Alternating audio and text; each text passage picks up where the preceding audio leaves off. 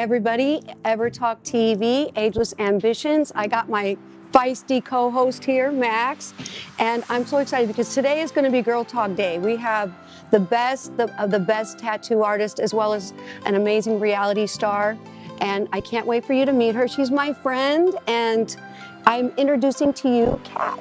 Yes. Hi, how are you? I've been good. Thank you for being here with me. Absolutely. And we have so much in common. We own businesses. Mm-hmm. You just started yours last year. Yes, How's right around the time that we met, actually. Oh yeah, we met. We met on Yeah. Ever Talk Live, Yeah, right? I think it was like right after the grand opening too. So this first year of business has been a great experience. Challenging, I'm sure. A great learning experience for sure. Right. Mm-hmm. So you started your business about a year ago that we met, right? Mm-hmm. Yep. And you're originally from Chicago. Mm-hmm. So you grew up there. Yes. And how was that? Living in like the coldest city in the whole world. Yeah, it's definitely so different from LA. The cold winters, like the coldest winters, but summertime Chicago is the best. Beautiful. Yeah, right? It's like Miami Beach, like Lakeshore Drive is just beautiful.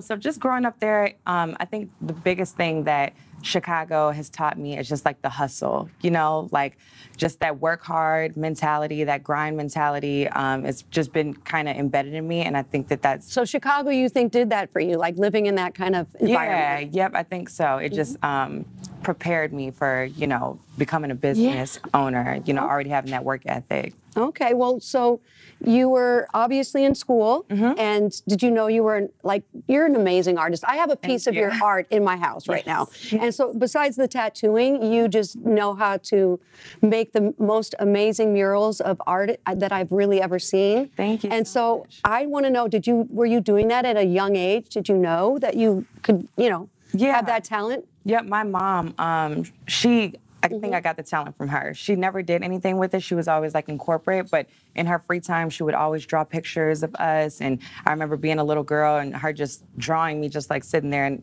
it would be so realistic. So I got the talent from her. I've always been able to draw. My teachers always pointed out the detail in my artwork, even at a young age. And were you doodling all the time in school? Yeah, all the time, literally. My nieces drew too, and she always got in trouble because she was just creating all the time. So that brain's always working when you're that amazing. So I would take art class. I wasn't the best student, so I would take art classes because it would be my easy A. So and then that just rolled over into the tattooing. Actually, at University of Missouri is where I started. Okay, so you went. So you went to college. Yes. Yep. So what got you from Chicago into Missouri? Which actually I went to the University of Missouri, but it was St. Louis. This is Columbia. Yes. So what made you go to Columbia? Like I said, I wasn't the best student, but I always scored really, really high on tests. So my ACT scores were really, really high. Wait, you're not good, but you scored high. So yeah, like I was never, like I didn't do my homework too much. My GPA I was wondering what that. So you weren't in, you know, school could be boring, obviously. If you already are smart enough, that's what the problem is. It's like we all study, but if it's not that intriguing because you already know what's going on, so you could score high. Yeah. Right. So it worked out to my advantage because they had a program called Summer Transition Program, and it was for students who had low GPAs and really high test scores. So if we went through the summer school program and got a 3.0, then we got the scholarship. So I ended up getting the scholarship. You did get a scholarship in art or just general? In math, actually. In math? Yeah. How does that work? Because my high test scores, my highest scores were in math. Oh, gosh. So I was a math major, and I started tattooing in my free time. So I heard you were in your dorm. Yeah. So people would just come to you, and you had your needle. Like, how did you work with needles? Like, how do you get started in tattooing from being an artist? I did a lot of research on YouTube. So I don't recommend, you know, you're supposed to start like, you know, by another tattoo artist kind of taking you under their wing. I was self-taught.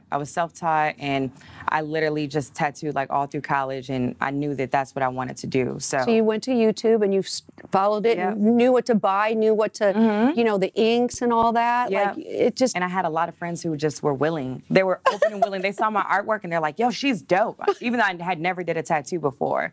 So I started practicing with my friends, and then eventually I got a shop to hire me, and it just took off. So from there, you were like still in Missouri, but you were getting a lot of tattooing to your friends, and then it got this, and then somehow you got back to Chicago, and that's where you started your reality career, right? Yes, absolutely. So I became the tat girl on campus. The tat. That's why you're called Tat girl. Exactly. Yep. Everybody's like, that's the tattoo girl. That's the tat girl. So I dropped out of college after 3 years of just struggling, of knowing that's what I wanted to do, but being afraid to leave. So I took that leap of faith, moved back to Chicago, started working at a shop. The shop that I started working at, we became so tight, like family. And then VH1 found us. Really? Were they? Wait, so they were already doing some kind of reality shows with a lot of tattooing. Yeah. But this is a new one. It was called Black Ink Crew. Yeah, Black Ink Crew was already a hit show. Oh, okay. And they were looking to do a spinoff. So normally our show was really, really rare because they didn't have to do any casting. They had been trying to cast something for a spinoff, and they were told, like, no, there's this shop in Chicago, called ENIGMA, and you guys should go check it out. They came and literally filmed us for 2 days in our natural element. And we got a call 6 months later, like, you got a green light, it's Black Ink Chicago. It happened so fast. Like, and you weren't ready for that. I mean, like, or were you? I don't know. I was ready. I Really? was so ready. Like, you wanted to be on TV and do all that. Well, I was just so excited for my talent to finally be shown, because I used to suck when I first started tattooing, and I worked really, really hard to become a good tattoo artist. So by the time the show came, I knew that I could jam. Like, I could do really great tattoos. So when you're in this mix of tattoo people, artists, right? Yeah. Were you intermixing with dating at the time before the show came in? Or was it just? I think that I've always just been super transparent, like super transparent. And within the shop, like, there was like relationships and stuff going on. So I was an open book. Like, I just let the world in on like my dating life. And when the show started, right? Yeah, I went through so much drama, like, on TV that the world got to see, right? Like, with relationships and stuff. So yeah. How did that feel?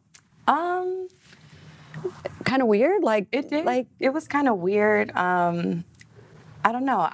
When it came to reality TV, I always had like a "it is what it is" mentality. I'm like, all right, I signed up for this, right? So I don't really care what people think of like my personal life or my dating life. You just were more interested in, I got to let everybody know about my talent. Yep. I'm like, as long as I do a good tattoo when I'm supposed to, then I don't care if they see the other side. I'm like, it is what it is. Right, right. So it got so popular that I think there was so much drama that you're like, okay, I'm done. Yeah, well, the show is Black Ink Chicago, and I've always had bigger dreams. I always wanted to move to LA. I always wanted my own shop. I knew I could make it here, and that didn't work with Black Ink Chicago. They wanted me to stay in Chicago. In your little bubble. Yeah. In the bubble there. Exactly. So they didn't want to follow me, move to LA, and when they tried to, but they wanted to tell a story that I failed out here and had to move back to Chicago, and that didn't work for me. So I had to quit the show. I got you. I got you. So you just took that leap of faith. Yes. Came to LA. Did you know anybody here? I knew a lot of people here. My big cousin is a TV producer. He's been doing it a long time. Okay. He was in LA, so we started working together on the management side. And then my publicist. What's his name? Oliver. Yep. Is he Oliver here? Hatchett. Yes. Oliver. He's here somewhere. Thank you, Oliver. There you go. Okay. Yeah, but him and my publicist, Lynn Jeter, were out here. So they were like kind of building this momentum for me before I even got here. Did Instagram help you? Oh, yeah, absolutely. From Chicago? Yeah. And you had, like, you were starting to get followers and everything? But you know what it was before Instagram? Tell me. It was Facebook. Oh, Facebook. And yes, because back then it was like 2012, 2013. But yeah, when Instagram wasn't as big. Right, not back then. But moving out here, absolutely. After the show aired, like, by the time I quit the show, I had 500,000 followers when I was on the show. But when I quit and moved to LA and opened my shop, my followers shot up to like over 1 million. Like my fan base, like people were more excited to follow me, quit, and like see what you're gonna do versus like stay in that like you said, that little bubble of Chicago, and they were trying to keep you there. Yeah. But this is great. So you got 1 million followers on Instagram. Are you kidding me? Yeah. That is not easy to do. Yeah, it's crazy, right? Yeah. So when you started your business, what made you go, this is what I really want to do? And you're also helping a lot of other tattoo artists to be able to be in your shop, right? Thank you so much. I mean, Kevin. He's amazing. But Kevin was on Black Ink Crew too. He was on Black Ink New York. Oh. And he is crazy talented. Like, I learned so much from him. We all kind of feed off of each other. Tell me his last name. Kevin Leroy. His Kevin name is Kevin Harrison, but he goes by Kevin Leroy. That's his on middle Instagram. name. Right, right. Yep, Kevin Leroy. Very talented artist. Talented. And it was the same exact thing for him. He wanted to move to LA. He wanted to, leave the show, but he didn't have like that thing that was going to tie him to LA. So Enigma was that for him. So Enigma is the name of your shop. Yes. What made you say or get the name Enigma? It's a funny story. Funny story. Do you know the band Enigma? Of course. Yeah, the song The Principles of Lust. Oh. That's like me and my mom's jam. Like, we love that You guys song. jam? Yeah. What's your ethnicity? You're so beautiful. Thank you so much. So are you. I'm Black, Korean, and white. Okay, so you got a lot of ethnicity mix in there. They're like, wait, what are you? Yeah. So it's like Black and Korean. Korean. Yep. So my dad is Black. My mom's half Korean. Isn't that white. beautiful? Wow. Thank you so much. I love it. Thank you. So being here, you have your dream. You're starting your business at Enigma. You just had a big, huge art show. Yes. Right? I sold a painting too. That's great. You sold a painting? Yeah, I did. I sold one of my original. How big? How big? It's 48 by 60, and I actually sold it to Dion Cole, and he's a comedian from Chicago, and he's just had like his new Netflix special, Cold Hearted. Wow. So it's crazy because I just watched that on Netflix. It's the #1 special, and he came through the art show and bought some art, and it was great. Well, I bought something too. Yeah, absolutely, and it looks gorgeous. You sent me a I love picture. it. It's in my house right as we Yeah, speak. it looks You guys, I'm beautiful. telling you. Okay, so you got this going. You were on Love and Listings for a while, and that's how I met you with Ty and Ty's. Yep. Yes. So that's another show on VH1. Yeah. But what do you want? What are you thinking of doing in your near future? What do you want to do, Kat? I know you're having your own show. Do you have your own podcast? Yeah, so I'm doing. It's called Enigma TV, and it's just a YouTube series just to give people a closer look at what goes on in the tattoo shop. But ideally, I would like the show here. So the same opportunity that I had in Chicago, where people got to just come in and see what is going on. I would love that same exact platform here. So that's what I'm working on currently. So like a Black ink crew here? Yeah, just not so ratchet. Yeah, not so. That's what people like to watch. Yeah, that's the hard part. Yep, yeah. But and I think that's okay. Conflict's okay, but there's also ways to do healthy conflict, and you know what I mean? Thank you. So that's just. I mean, you're around all these football players. Yeah, and all I these. talk to a whole lot of athletes. What's that like? I mean, our love life. We're still working on that. Yeah, right. Very single. For the first time. Aren't we all? I've always had some type of situation that I was in. And right now, I just changed my phone number. I'm like.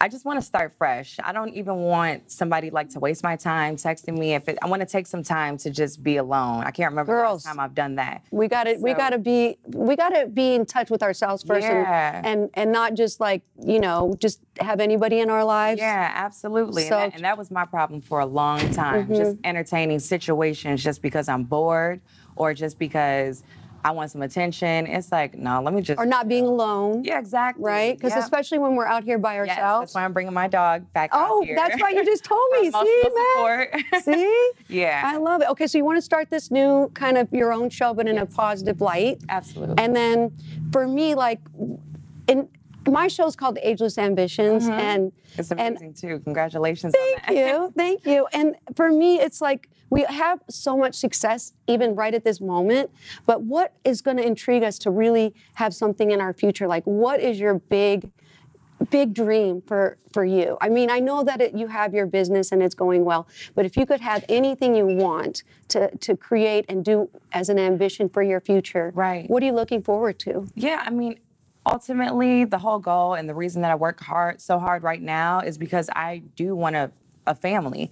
That's what I want. I want to get married. I want to have kids, and I want to be able to not have to work so hard. So I'm trying to lay the foundation right now, but that's ultimately what we all want, love and, stuff like that. So, right. That's the biggest thing. But in the big picture, when we do take care of ourselves, it makes it more easy to then find what we want, right? Exactly. Right? Yep.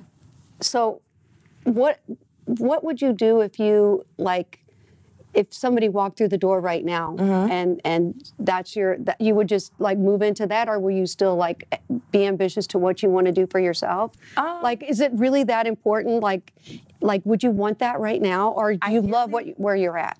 Ideally, I don't want to have to give up anything that I built or that I want to build for a relationship or for love. And ideally, I would like someone that I feel is my equal, you know, and we're on the same path. Absolutely. It's very hard. I mean, you are like the first Black-owned tattoo business, right? Yeah, like in Beverly Hills. In Beverly Hills. Yeah, got you. In Los Angeles.